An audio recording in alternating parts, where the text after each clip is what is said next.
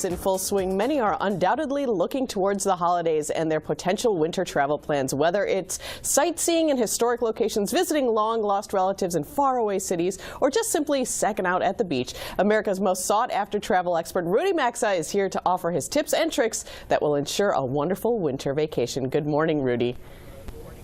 Good morning, Sonia. So where should we go on vacation this fall? Now that it's getting chilly, I have the travel bug, so where should we go? Well, I think when you're talking vacation, you got to decide whether you want to go to a warm destination or a cold destination. That makes, cuts out half of the world. I think you want to figure out how to get there inexpensively. And these days, frequent flyer miles that you can use for airline tickets, hotel rooms, rental cars, etc., I think are most easily gained in big gulps by using the right credit card, unless you travel every day for business and fly. But Capital One Venture Card is a simple, rich rewards card with no blackout dates, no foreign transaction fees, no fee the first year. You get 2 miles for every dollar you spend, and you can travel anytime. You can book any way or anyhow you want to.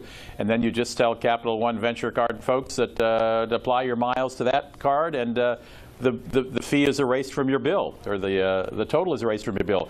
And you'll get 10,000 bonus miles if you sign up and put $1,000 on the card in the first 3 months. You can find details at CapitalOneVenture.com. If you want to go somewhere warm, yes, I would consider the beaches of Fort Myers and Sanibel in Florida. Yeah. Okay. This is in the southwest Gulf Coast of Florida.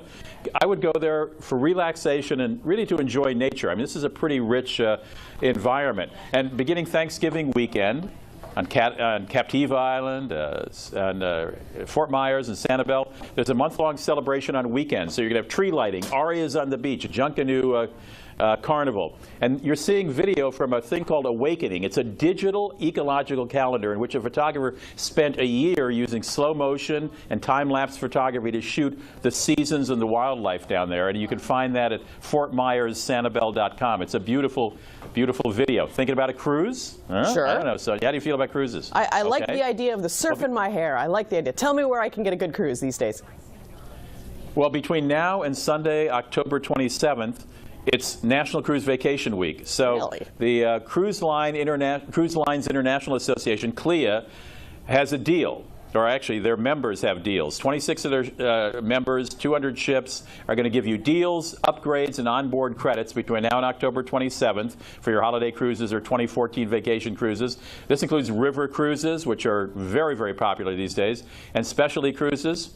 Just go to cruising.org, click on vacations, and then click on National Cruise Vacation Week, and you'll find those deals and those offerings. And I don't know about you, but when I travel, I used to carry my 35mm camera, but today's smartphones are getting so good with the lenses. Exactly. This is something. This is a lens extension. This is called 4-in-1 from a company called OleoClip. You just slide it over a late model iPhone or an iPod Touch, and suddenly you have, or not suddenly, but easily you have, a fisheye, which is great for shooting landscapes, or a wide-angle lens for shooting like a hotel room.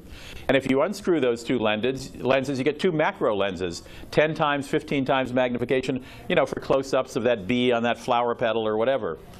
It's called a 4-in-1 lens. You get it from OleoClip, O-L-L-O Clip, OleoClip for about $70, and you could buy it at a Best Buy or an Apple store as well. And they've got a telephoto lens for $100. So I think you're pretty well equipped for traveling now, Sonia. So I can go on my vacation, capture all those great moments, and make it very easy for us as well. Now I'm seeing that in the background you have what's on your bucket list. So what's going on there? Do I need to start making my bucket list so I can find the travel deals also? Sonia, always have to have a bucket list. You should walk around with a bucket list. You should always know where you want to go, even if it's going to be 5 years from now. Yeah, you got to have a bucket list. And again, if you can get some points on a Capital One Venture Card or miles, even if it's a couple of years away, the air ticket may cost you nothing. Maybe the hotels won't either. So you got to always have a bucket list, Sonia. But you've been everywhere. So do you still have a bucket list? You've been to every possible place. I do. What's on it? I have 91 shows on. I have 91 shows on public television. People think I've been everywhere on the great destinations of the world. I've never been to Brazil. I have never been to Portugal. There are countries in South America and Africa, other countries in South America and Africa I haven't been to. I've never been to Antarctica. So I got a lot of ways to go. Yeah, I've got a bucket list. Okay, so I definitely do. So the venture card comes to you and they say, "Where do you want to go, Rudy?" What do you tell them? Well, right now, I want to go to Vietnam. I've never been there. I should have mentioned that too. I would go to Vietnam. Then I'd go probably to Brazil. I want to spend more time in Costa Rica. I was there for 4 days, but I didn't see much of it. I got a bucket list, yeah. And would you take that little camera with you too? You're going to take your smartphone, or do you have like a totally tricked out camera that you'd take? I have a Nikon that I take, but less and less do I carry the Nikon now. I mean, you always take your cell phone because you can't live without a cell phone, obviously.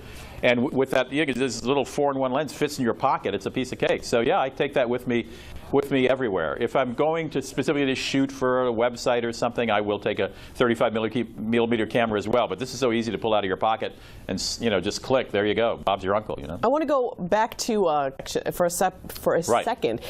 What's the sort of tips on cruises? Like, you don't want to be in the middle of the boat and feel all the waves. Well, higher up, middle of the boat isn't bad as long as you're not right next to the, above the disco or something. I think the most important thing, though, is the personality of the ship. Every ship has a different personality, whether that personality is colored by the nationality of the crew, or more commonly by the people who are taking that ship. If you want a quiet sort of, baby boomer cruise, you might not want to take a place where kids are on for spring break. If you're a spring break kid, you don't want to go on with a bunch of old people. So there's a guidebook called Berlitz Guide to Cruising that's very good. There are websites that review every ship that is sailing the seas. River cruises, I say, are very, very popular these days because they're slow and you get to stop in these villages and have lunch, and it's very popular, particularly in Europe right now. Super. Thank you so much, Rudy Maxa. It's such a great chance to talk to you and get a little bit of your insight this morning so we can go on vacation and enjoy ourselves and be well appointed at the same time. Thank you for having me on, Sonia. No problem. More Let's Talk Live's coming up. Stick with us right here.